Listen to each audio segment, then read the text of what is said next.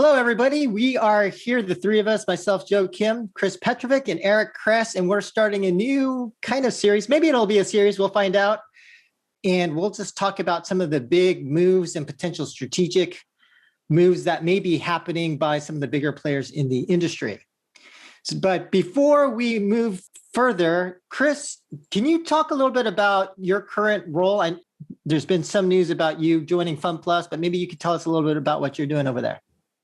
Yeah, awesome. I am now, you can't tell from the screen behind me, but my family and I moved to Switzerland in the Zurich area as of the new year to start as Chief Business Officer for Fun Plus. Our corporate headquarters is here. People may or may not know a lot about this company. I like to refer to it as the biggest little company in mobile that nobody's heard of. But they've been in business for 10 years. Andy and team have built a great decade-old business in gaming, started out on web, moved to mobile. They're a market leader in the 4X strategy space with 3 hit games, 1,700 employees around the world. We have studios in Japan, China, Russia, Sweden, business office in Barcelona. We've got operations in the US and obviously headquarters in Switzerland. So it's a pretty big operation. Tremendously passionate group of game makers that focus on people and product, and it's just super exciting to be here as a cog in the wheel to help them grow. And obviously, with the good fortune that I've had of learning my way through Kabam and most recently Zynga, I'm excited for what's at stake here for the company. So it should be a fun year and a half, 2 years, and beyond. All right. Yeah, and the little known fact about Fun Plus is that, first of all, Andy is a freaking animal. Right? The guy's a machine, dude. He never stops. He already built a $1 billion business and sold it. And now he's built a multi-billion-dollar business with the games that they're doing right now. So he's pretty impressive dude. And he has a lot of cool people and great people around him, including Shanti and Graham, who are running the investment arm for them. What is that called? They're separate now, right? They are separate, yes, but they are affiliated to some degree. But yeah, they spun out and started a separate fund called Transcend. Exactly. Right. Got it. Yeah, Andrew Shepard just got hired there to start Fund 2. So Shepard. Yes, he's back. Dude, baby, love it.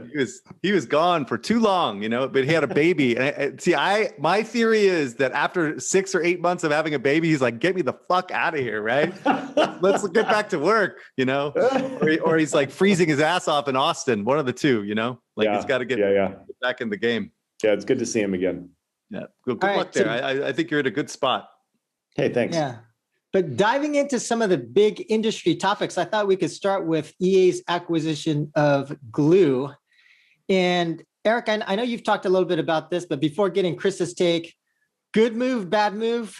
Could you, what's your take on this? Again, I have to stop myself from throwing up in my mouth when I think about the valuation. But besides that part, I think for EA, given where they were in mobile and have, really kind of little resource and little product, makes sense, right? Jeff Karp can say he's actually doing something, and, they grow their revenue. They almost double their revenue in overnight. They get access to 2.5 maybe big franchises. And then they have the optionality of using Tap Sports for other sports that they license potentially, and also maybe getting some synergies with other projects they're working on. It's just, I don't think Glu has that much depth of development. And then, but the second part is that I think Glu was looking down the barrel of a gun. Like they had nothing, right? And so next year was going to be really tough for them to grow post IDFA, post COVID. Their products in the pipeline were garbage, and they're having issues with design homes. So they didn't have a choice, really. I think the only way they could actually improve shareholder value over the next 12 months was to sell themselves, and I would not say that for Zynga, right? I think Zynga is still in a really good position. So. What do you think about EA acquiring Glu to be their sort of M&A platform? And that's kind of how... No one wanted to work for that view. No one wanted to work for Glu to begin with, I think they were not there wasn't a lot of interest in Glu, generally speaking, from a perspective of. Yeah. I mean, they have more resource, always having more resource is good. It frees up other people to do other things, but I imagine a lot of those execs are going to be gone from Glu within the next 6 months, if I were to guess. And then before the acquisition, Zynga was raising a bunch of money, and there was a lot of speculation that a $2 billion target, who could that be, is probably Glu. But Chris, I know, Chris, to the extent you could talk about your thoughts in terms of EA's acquisition of Glu, what do you think? And wouldn't it have been better at Zynga instead of EA? So look, I mean, I think Eric is a master at the blunt force assessment, which is spot on. But I think there's also nuance that needs to be appreciated, which is, my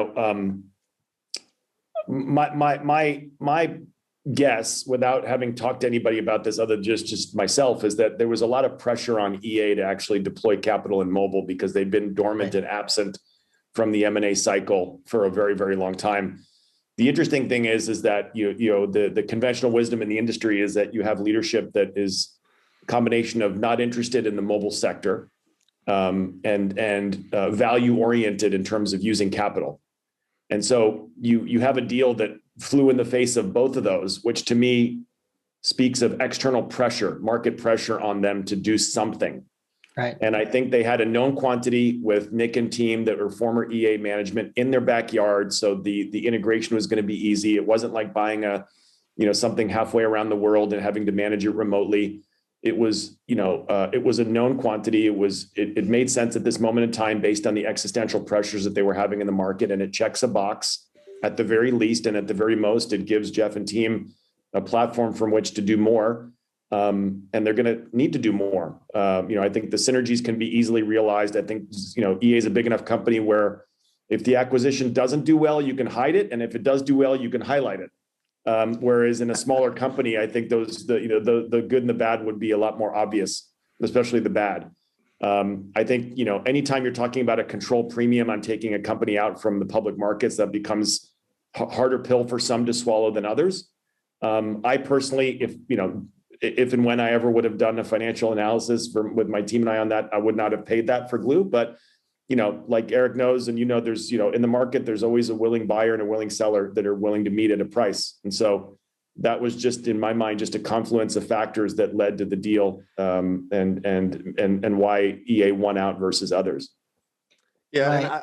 And I'll just say a couple of things is that, like, from the investment community, people that I talk to on a regular basis, they're already talking synergy, right? So there's a certain PR value of doing transactions like this that kind of allow them, as Chris most eloquently said, is that if it works out well, they got all kinds of PR. If it doesn't work out, they'll talk about other things, so there is right now, there is this PR, like the synergies about sports and Design Home and all this other stuff, them potentially working on FIFA and stuff, which seems complete nonsense to me, but it works. Like, they can spin it, and that's how they're spinning it with investors, and it works. Even though the deal was super dilutive, right? There's just no way a 10% margin company going into a 30% margin company could be accretive. So they had to overcome that nonsense, and of course they paid so much money for this billions of dollars, which makes no sense. So anyway, right now it's kind of working for them. And what's crazy is what will happen, this is my prediction, is that they will have a series of announcements all year around mobile,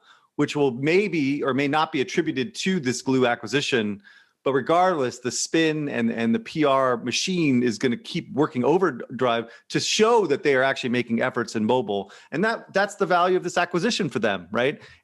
There's not many other companies that could have used that as a value the way EA is. So anyway, that's kind of my thinking on it right now. I do have to say, as somebody that sits in a lot of presentations from investment bankers, I'm just happy to no longer have to see the Glu logo and PowerPoint presentations. And have to talk about why it is or isn't a good idea for me or my company or the industry. So I'm just glad they found a home and we can move on. All right. The final thing I've got to say about this, and I really want to get Chris's perspective. I don't know if you can, but EA has been sitting on $4 billion in cash for a decade. And then the two acquisitions they make are Codemasters and Glu. I mean, what is going on? It blows my mind. And that's my investment guys are like, dude, you guys have been sitting around on your hands. You could have gone after all these companies like Graham and Small Giant, all the things that Zynga picked up, and now you're buying Glu and Codemasters. It's like, they didn't have Chris. I would not have spent $4 billion that way. I was busy spending almost that much in a much different way, and it turned out pretty well. And maybe one last point, so there is some sort of word on the street in terms of leadership shuffle at Glu. Eric, sounds like you think there will be a shuffle, and I know we've talked privately about some of the stuff I've heard. Chris, from your perspective, what do you think? How do you think that plays out? Do you think that existing, for EA4 mobile, does that stay put? Does Jeff Karp bring in a team and kind of lead the charge? What do you think happens there? So I'll just talk in the abstract in terms of what just makes sense on paper, right? So whether take it out of the equation of Glu plus EA, just put two companies together of those kinds of characteristics and what you need to accomplish, which is you need to show a positive return on your investment. And you have to Eric's point, create an environment where it is at the very least not dilutive and at the very best continually accretive. And what you do is you just get rid of duplicity, right? You layer the small organization under your map and you see what's duplicitous, especially things that are more commoditized like management and back office and administration and central staff. And you really, if it was me, I would be leaning into and doubling down on the real gems at the studio level and make sure they stay around for a long time and are incentivized to continue to improve the running of the live games and continue to invest in bringing great new ideas to the table. But synergy, to me, in this case, can be easily realized without a lot of friction and in a really relatively short period of time, just looking at it abstractly. So can I translate that a little bit there? It is remarkable to me to listen to Chris talk about these sorts of things. And I said this the last time we got on. It's like, he is so freaking nice, So basically what they're going to do is they have to make the margins work, right? They have to get the cost under freaking control. So they're going to keep the development teams and they're going to get rid of the rest, for the most part. I think that's what's likely going to happen, but we shall see, right? We shall see. I think the one thing you guys have to understand about executing on a vision of synergy is that it's there are humans involved in this, right? And it's not just what I was articulating, which is numbers and dollars and cents, right? And you're talking about a company culture, you're talking about a company identity and a brand and a way of doing business, and treating them like numbers on a page, on a spreadsheet, and hitting copy and paste or delete or whatever the case may be. It's there's a lot more subtlety that has to go on and a lot more friendly treatment that you have to embark on in order to make the culture and the vibe stay positive. You can't just wave the proverbial wand and just say, hey, day two, this third or this half of the layer, you guys are gone. Here's your check, goodbye, because that has a downward ripple effect on the rest of the organization that came with. So it's, these kinds of things are never easy. They're never pleasant, but they can be done in a way that's sensible and friendly and right. And so I expect 6 months from now, 6 to 9 months from now is when you'll probably start hearing more, but not before then, because it just needs to be done properly. Right. And that's like, sorry. And I do it. I'm just obnoxious just to be obnoxious, but no, I know these transition teams are in place. The transition plans are in place. Like there's people responsible for this at the HR level, finance level. Like, I've done these transactions before too. And you're right. It has to be done tactfully. I am just, my job is to figure out what is the ultimate result in 6 months, like what will likely happen in 6 months, so I can actually articulate that to investors and say, hey, this is not that bad of an acquisition from a valuation perspective, because these quote unquote synergies will occur and they will make a much more lean organization that will contribute. So I flippantly say these things, and I know I probably upset people that work at Glu, but I'm just saying that is what the result will be. And it has to be. Chris has now officially tempered me a little bit. All right, this is good. This might work. All right, and then maybe now shifting topics to Zynga, and Chris, obviously there's probably going to be a bunch of things you can't talk about, but very interesting news in terms of some of the announcements with respect to having Zynga start to expand into AdTech, for example, and the plan to kind of buy ad tech companies like DSPs, SSPs, mediation, MMP, and then also the recent announcement of buying that the studio in Canada, or actually, is it Seattle or San Francisco? San Francisco, and I think a little presence in Austin too. Yeah. Right. So, Eric, Chris, what do you think? I mean, I've already created other videos that talk about this stuff. I am so uninterested in them doing this like vertical integration with ad tech stuff. So I'm not even going to talk about it because I don't really care. I am actually kind of excited about getting the, oh my God, I forgot the name of the game. Torchlight. I kind of like the idea of getting the Torchlight team. It feels like an acqui-hire for the most part. It doesn't really feel like an acquisition. It seems like they may be struggling to some degree because the second game didn't do all that well, but they're a good team and they built a pretty good game. And if you're going to make a shot on goal of doing a free-to-play cross-platform PC RPG / mobile, that's not a bad place to do. And you in that sense, there is a lot of synergies, right? Because you have like this huge resource in front of you with all this money to invest in teams and bringing in your mobile expertise and free-to-play expertise, and they could actually create something pretty cool. And that's a good way of testing the waters and getting their feet wet on a PC / free-to-play. On the flip side, the Natural Motion announcement of a game on Nintendo's Switch makes no sense to me. That is this PR nonsense. But this actually I kind of like it. I'm excited about that. I'll let you comment on the ad tech stuff.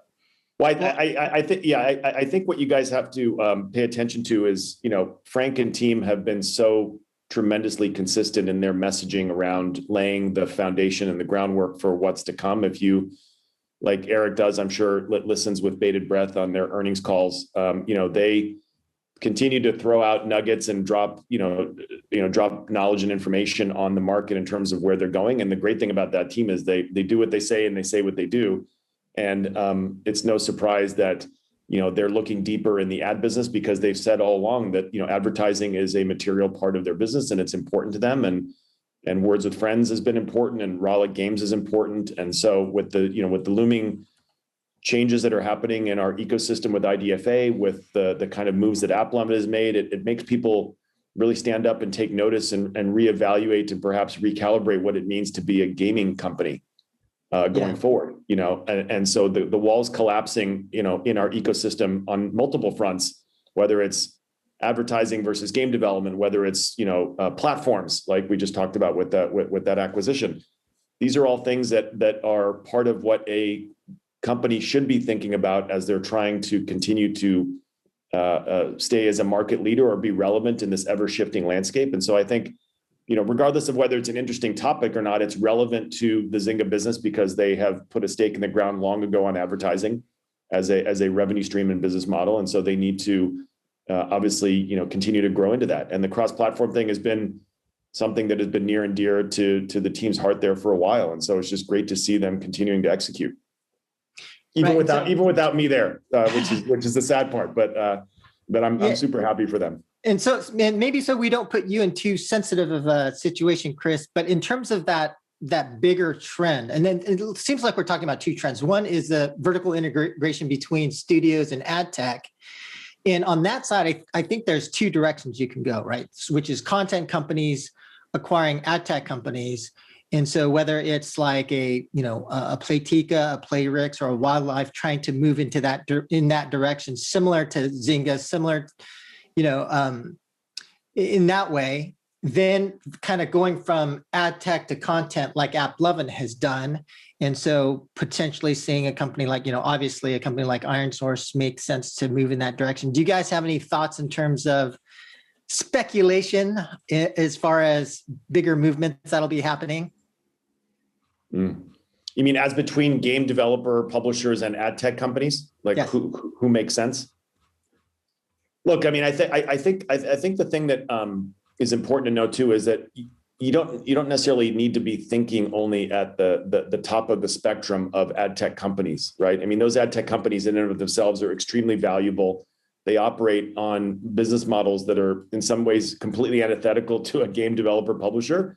Operate on different margin structures. There's a lot of I think Eric and I have talked about this before. I've always had this gnawing notion in the back of my head, and I think it's somewhat outdated because the market has now indicated that it doesn't matter anymore. But I used to be really nervous about game companies getting into owning and operating ad tech, because as an M&A guy, I would imagine going after a target that's in the ad tech space that would expect full value, as they should, for the business that they've built, right? And that business that they built means servicing companies that are ostensibly your competitors, right? And so you, as a game developer publisher, come in and buy an ad tech company, and all of a sudden those clients are looking like they did at AppLovin for a while and said, why am I going to continue to pump money in through this channel? Because I'm lining the pockets of now a competitor. Right. And now they're going to get my access to data from my games to feed their business. And we had heard, insights and stories of game companies pulling spend from AppLovin, but then eventually relinquishing to the broader pressures of the UA ecosystem and saying, you know what, I can't not spend there because they, in many cases, perform very well as a channel. And that just shows how beholden the industry has become on user acquisition and ad networks. And companies perhaps want to change that and flip the script a little bit and become a little more self-reliant on building an extendable ecosystem for their own titles, and use methodologies that can still generate some meaningful data from users while they're in that publisher ecosystem to kind of hedge against the downside risk of IDFA. So there's you can create a great ad network without having to buy at the top. So there's all sorts of different ways to approach it. But I do think that all those companies you listed have uniformly validated in the market, even though it's uninteresting to Cress, that it's necessary to look at as an adjunct to your business. Right. If you're spending a lot of money in advertising, and or if you're making material money in advertising, it's important to have that, whatever you want to call ad tech ads, and it comes in many different shapes and sizes and forms, but it is important to have as a fundamental aspect of a scaled business. Right. And it might be good for our audience to understand that there's actually potentially two motivations, right? So there's one motivation in terms of, and we can talk about this in a minute, as far as like M&A targets. Are there, like for a company like Zynga, how are they going to get additional growth if a lot of the targets are, if there's just not a lot of targets for them? And the second thing is to the point that you made, Chris, in terms of IDFA deprecation. If, for example, so one theory is that by buying an MMP, for example, because they have access to a lot of data and ARPU profiles against a lot of different types of games, if you could, for example, within the context of Apple's SK Ad network, take an early conversion event and be able to map that to the data again that MMPs have, so that you can kind of try and understand, well, this conversion event probably means we're going to see this kind of ARPU profile, then that data could potentially be used to create competitive advantage. So there are. And then don't forget also that publishers are looking at IDFV as some kind of additive ingredient in this mix, right? So then that's another plot point, right? Once a user is in your publisher ecosystem, then you have that trackability while they're in your portfolio of games. So I think it's just a way for the industry to try and cobble together what will eventually be more stable solutions in the face of Apple and potentially Google, not providing that data directly. Yeah, and I think the industry implication, I'm probably most concerned about MMPs, whether we're going to have an independent, because there's just not that many out there at scale, right? There's AppsFlyer, Tension, Singular. You take a couple of those out, and you're basically. Yeah, but then what does the industry do, right? If we're so reliant on UA as an acquisition source, right, and using those channels or those pipes to acquire users, like there's. Again, it goes back to like a real old analogy, which is, back in the days when Valve, started getting traction with Steam, their competitors were like, why am I going to put my game up in this store? Because I'm now feeding Valve's, development capabilities to keep competing with me, but there were no other alternatives. Right. And so you're just kind of stuck at some point. I think the same is true as a loose analogy in the UA ecosystem. You just have to go to where the channels that bring you the best users, and you worry less. I guess you're forced to worry less about the implications of them taking your money and your data. Okay. And Eric's bored. I think we lost Chris. So let's move on to the next topic, which is hey, how about glue? So what glue?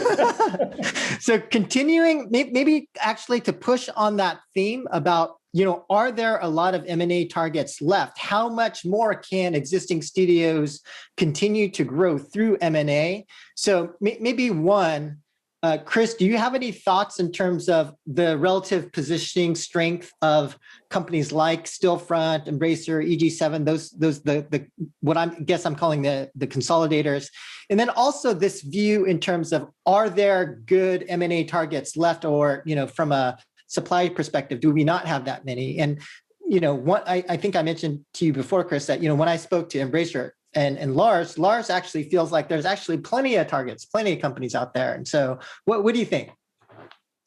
Man, this is the longest I've seen Crest be quiet. So I'm almost tempted. I'm almost tempted to turn the mic over to him. I want to hear how you respond to this. All right. All right. I want to hear the spin, dude. Spin it. So here's what I'll say. I think that Lars is correct as it relates to his approach to M&A. And my answer to the notion of there not being sufficient quality targets is that's kind of an overstatement, because there are so many ways to define what a great target is for a single company at that moment in time. Some of it is just pure scarcity, supply, demand, whatever, but some of it is filling specific needs. Like the most recent deal that Zynga just announced is probably nowhere close in size or scope to what Peak was or any of the other ones, but it filled a very strategic need. Right. And so they're executing that in this particular cycle. Lars is a holding company like an IAC, Interactive Corp was and is in web businesses. And he just is filling the trough with as many farm animals as he can of different sizes. And hopefully he has a real good working farm. But he is not running a business model or a playbook like Zynga, which is trying to create a harmonious ecosystem where 1 + 1 can equal 3 in the near term. He's just a holding company that's bringing all these great businesses together and allowing them to operate pretty much independently of each other. And hopefully some organic goodness comes out of them being in the same company. But there isn't anything at the parent company level that is that glue, right? That allows for these companies to all of a sudden rally around a central point of goodness or of benefit that they can see very clearly. But in many cases, these companies don't want it, don't need it, or had no other choice than to join. I think Stillfront, runs a similar playbook. And I think if you look at the nucleus of that company, it's a management team that just likes to run M&A. There's not a ton there in terms of legacy or lineage like a Zynga or a Playtika, where you bring this platform or this company plumbing that you can plug into, and all of a sudden you unlock all this additional value, right? But they're getting credit in the marketplace for bringing in these deals. I don't know that that's going to last. But it's worked so far. I got to applaud Lars on doing the Gearbox deal. That one blew me away. I was not expecting that. But I think if I'm Randy and I believe in the health of my personal business and I own equity in a company, pretty substantial. If I, it's just like what you saw at Zynga, where if you as a company that gets acquired performs and you hold equity, your equity is worth a heck of a lot more in the public markets by virtue of your performance. And Randy probably has the utmost confidence that he's going to continue to grow at or above his past success. And so, for him, that is just it's like a liquidity play, right? He gets to validate himself in the market and see the increase in value as a result. Wow. God, man. It's like an art form with you, Chris. I mean, it's amazing. Like how you basically say the same thing I say, but you say it in such a nicer way. And I am just awestruck.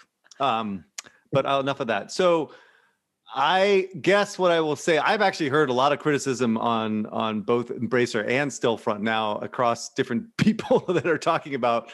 And one of the criticisms I heard about Embracer was that Lars got up there during your podcast and he couldn't really even explain what the strategy was. He was like, I was a little bit shocked at like what is the synergies? What is the way in which they're going to manage these companies that they can at least predict success, right? But it was like, but isn't the prevailing model the decentralized model? Isn't that what everyone? See, the thing is, I agree with the decentralized model, but what I don't agree with is not having any type of controls on these companies and leaving them to their devices, right? So it just didn't seem like he even had that even as a contemplation of how to keep these guys on task, right? Not to let it go off the rails, right? And the other big point I'll make on the Gearbox thing, and I actually agree with Chris. I mean, out of all the transactions they've done, Gearbox, that guy Pitchford is a lunatic, right? I never thought that he would actually ever sell his company for whatever deal that they're doing. And I understand why he's doing it from listening to him talk about it. Like, you know, he's still participating in any type of upside, but him generating enough revenue to justify $1 billion payout in 6 years seems impossible, as I've said before. But let's see what happens.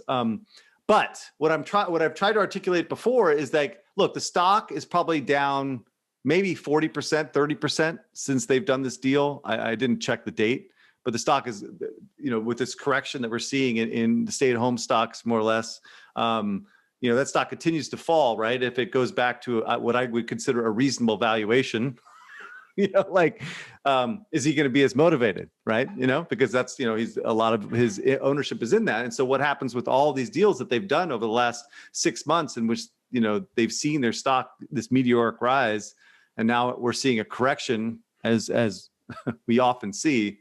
So that's where things could just completely fall apart if people are not motivated by the performance of the stock. So anyway, both these companies scare me a little bit in terms of their long-term viability, but and both have. I think to your point on, let me just speak on the decentralization thing, because I think one thing that we need to remember in that equation is that decentralization is a prevailing wind, and it is a good thing. And we see it happening in M&A across whether it's Playtika, Zynga, Embracer, Stillfront, wherever. But you also have to realize the other side of that coin is that for all the decentralization that happens and for all that goodness that inures to the benefit of the developer also wants to know that when they need help, that help is there, right? Because what we know in this industry is that success is not guaranteed and it's not linear and it's hard.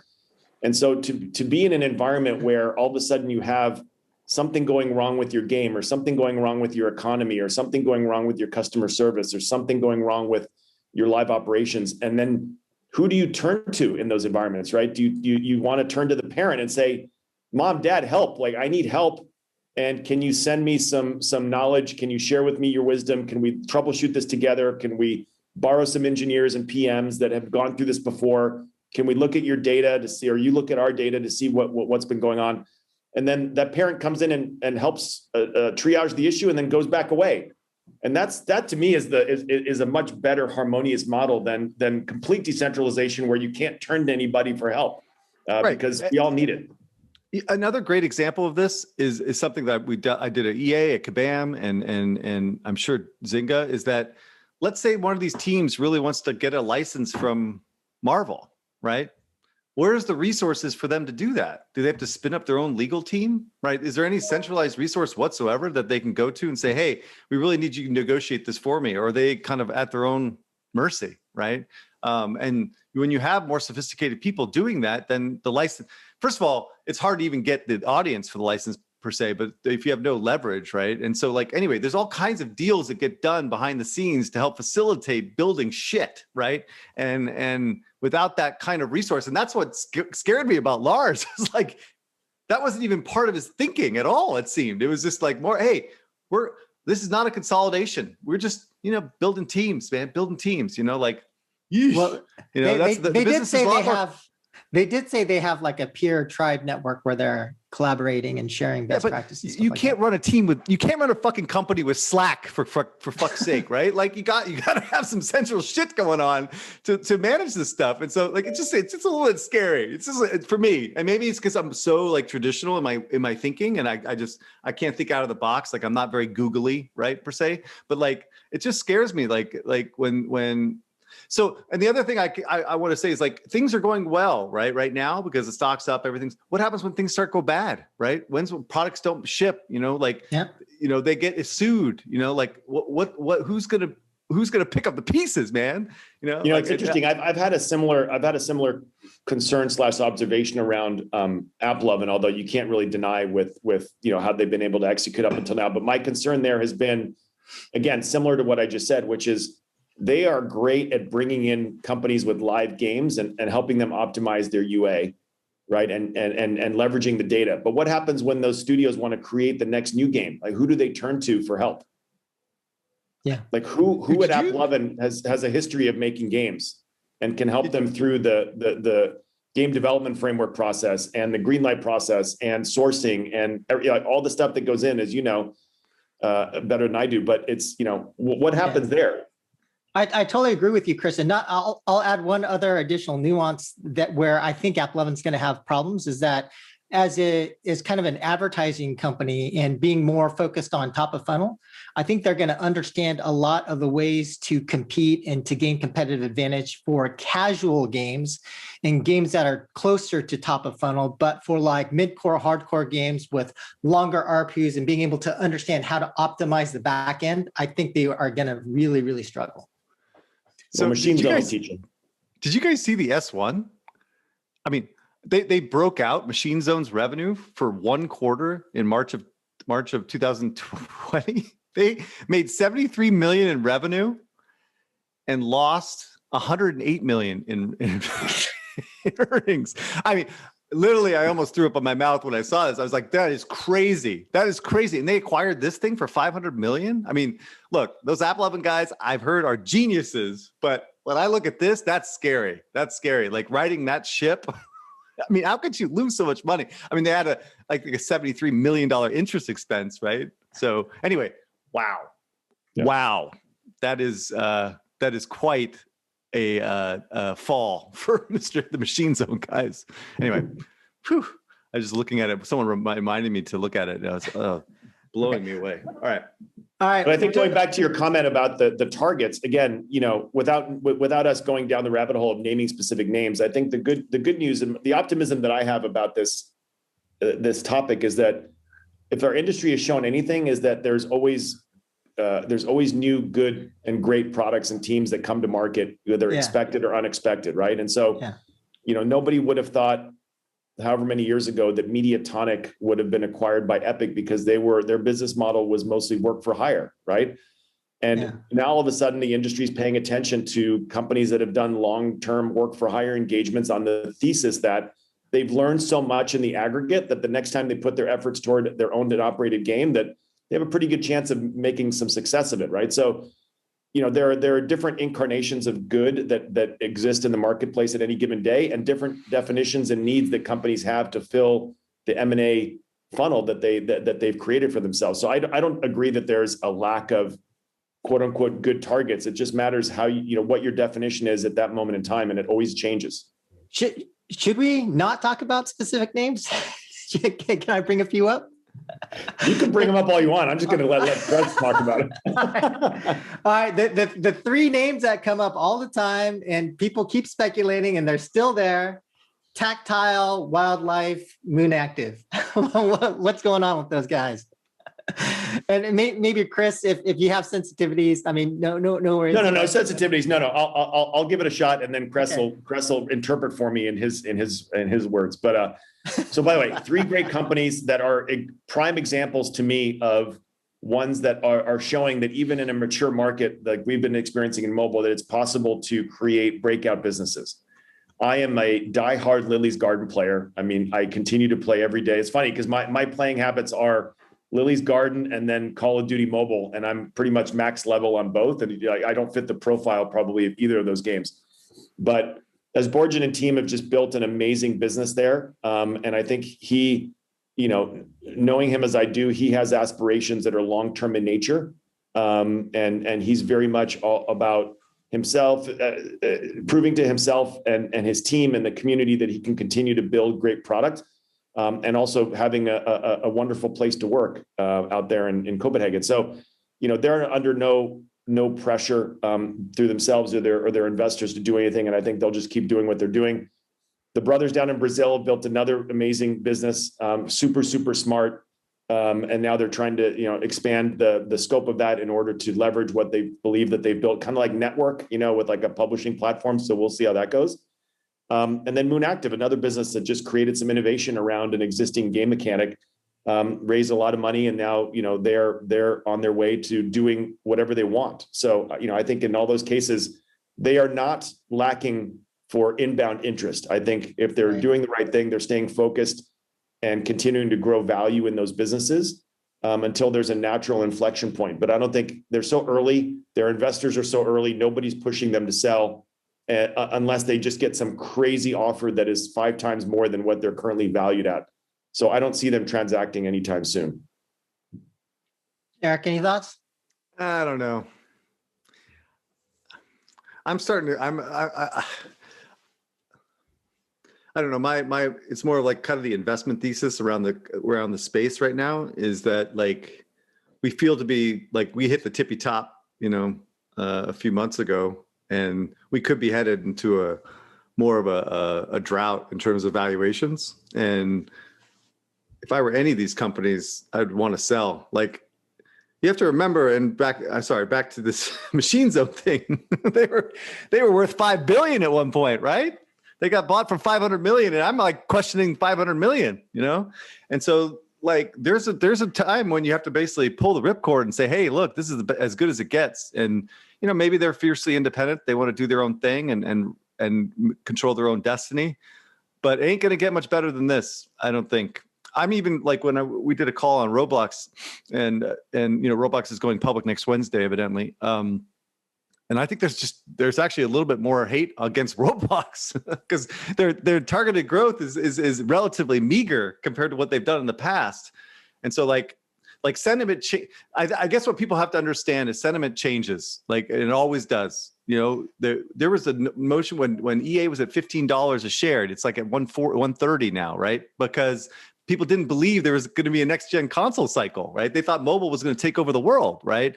And so anyway, so I think all this fervor around the industry is a little bit frightening. It's a reminder of the times before the crash the last time. So anyway, I don't know much specifically about these particular companies. I'm sure Chris knows a lot more about these guys than I do, but it is a time, right? And if Glu goes for 2.1 billion, then Jesus, sell. For Jesus Christ, that's crazy. I think the interesting thing is, there's kind of a dichotomy going on here, which is, there's a perception that valuations are continuing to increase. Although I think buyers, because there is a limited market of buyers, and all of those buyers ultimately have to be beholden to smart transactions that can show accretiveness over time. So they have an artificial ceiling beyond which they're not going to go. And if any company is looking for beyond what the buyer's market dictates, you can call it a seller's market, but at the end of the day, the more aggressive you are in your self-valuation, the fewer buyers that there will be there to bite. And then when you have a limited playing field, then you can go through a process that doesn't make its way through, and then all of a sudden you're kind of tainted, because if one buyer passed on you, then why would other buyers be interested, right? Something's got to be wrong, so to speak. But I've been fascinated by this dichotomy of I would have thought that going into 2021 that M&A would have been holding its collective breath, or at least taken a little step back to let the IDFA dust settle, right. And recognizing that if you go too much in on an acquisition at a premium, and then that business gets affected by IDFA in 2021, I would have expected for some of the big guys to just hit the pause button a little bit and wait for the dust to settle before deploying capital again at the stages or at the levels that we're talking about. Yeah, I would. Yeah, me too. Okay. What about some of these smaller names? Now, there's a bunch of names at kind of the smaller size, right? But guys like, let's say, Cybo, Nordcurrent, Pixel Federation, Zepto, Lab, Nordeus, guys like that. Anyone in that range that's more interesting than others? Any thoughts on some of those names? Yeah, again, I'm going to put my M&A hat on and just talk about how I think about the world, both these specific companies and companies like them. So I think, I'm going to look at whether it fits with my stated goals and strategy for this moment in time. B, I'm going to look at the fundamentals of that business. C, sadly enough, in this age of COVID, I'm also going to consider whether and to what extent I, as a company, am well equipped to manage a remote team that, in some cases, may be in a more sensitive geopolitical area like Zeptolab. And then D, just how are those businesses going to fare in this, in what Chris and I were just talking about and joking about, which is this IDFA uncertainty. So all of those companies have their own merits. What I like about most of them that you listed is that they've been around for a long time and withstood the test of time. Some of them have had rockier roads than others. I think Zeptolab was early success, followed by, maybe not as much success. Nordkern has just been slow and steady the whole time. Nordeus has just demonstrated that they're excellent in sports. They've experimented with other categories, but are ultimately staying true to soccer or football. And also, you're mentioning companies that by and large are in these far reaches of the world outside of the typical centers of excellence, which is where I fished a lot, right? During Zynga, like we went all over the world and found the best talent, and it shows you that the talent can be anywhere. But that also brings with it some risks. If you're not operationally set up to manage remote teams, COVID or otherwise, that's, and I think in this age of COVID, I think I talked with you guys once before. I was always concerned about the inability to get on planes and go around the world and establish relationships and meet people and have dinner with them and their families and get to know them and talk shop and really establish that relationship that you need as the dating precursor to eventually marrying through M&A. And I've been just phenomenally impressed with the level of M&A that's happened that's had to be virtual and the dollars that have transacted on a virtual level. Like that, to me, I never would have thought that it would happen. Yeah.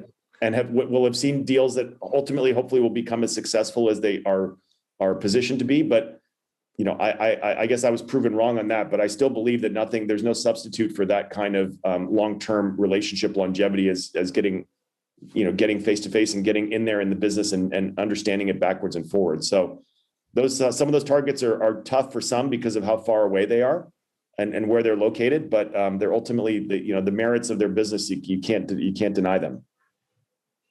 All right. So maybe I could just ask, so just talking about geographically safe region, I'll just give you two more names. Our neighbors in Canada, two companies I'm very surprised have not already been taken out. That first is Ludia and the second is Behavior Interactive. Do you guys have thoughts on these guys? Chris? This is not my bag. I focus on the publicly traded companies, not all these little ones. I do know something about these guys, but go ahead.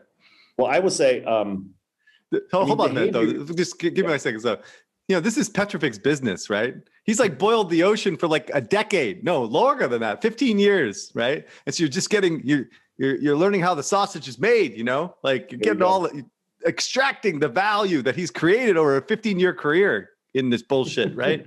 So just be clear on what you're asking. Go ahead. So on those two, I love Canada. Different parts of the country have different economic benefits, right, at a governmental level, which is tremendous that companies can take advantage of. I've always felt that Montreal, I know that's where Behavior is. Ludia, I don't believe is in Montreal, if I remember right. They are in Montreal. Oh, they are in Montreal. So anyway, so then it further goes to my point that in North America, that was always in my top 2 or 3 locations of centers of excellence for gaming. Maybe not as broad-based in terms of, going beyond console and PC and really leading the charge on free-to-play and mobile, but I think they're starting to catch up. But Behavior Interactive is 600 people? There aren't too many companies on the M&A track that are looking to add 600 people to their business. I don't care how good or profitable. And by the way, you also have a business that's a mixed business model, right? Work for hire, plus some owned and operated. That's also complex because, I never spent a lot of time looking at companies that didn't own their IP, or even companies that own their IP but had publishing deals with my competitors. That also, for me personally, it created a filter, a bias again. So those kinds of, and Ludia, I think, has been owned by what was it? It's like a Hollywood. Yeah, exactly. So, and they've been around for a while. So who knows if they're, how they're available and what that would look like to do a carve out. So there are always complexities around the details, right? And that's why I said earlier, there's nuance in all this that's super important. But again, can't deny the merits of the business, but their profiles aren't necessarily neat and clean and easy to digest. All right. Well, I thought I think we could wrap it up here, guys, unless you have a final message for the audience. But yeah, I thought we had a good discussion, kind of went up and down the major issues. Well, ironically, just to go back to the shameless plug for a second, I think one of the things that's exciting for me at the FunPlus side is we're actually focusing a lot more on the earlier stage side. because that's where the company has had historical success, which is investing in great talent, both inside the company and out. And Fun Plus has had a history of doing early stage investments. And that's where I'm focusing a lot of my efforts in the near term, while, keeping an eye on the long-term, potential for doing M&A. But, we are very genre focused on things like strategy, casual, RPG, open world sandbox. And we're looking at great teams that are looking for value add capital, that are looking for potentially publishing assistance, that are looking for new markets to be opened, west or east.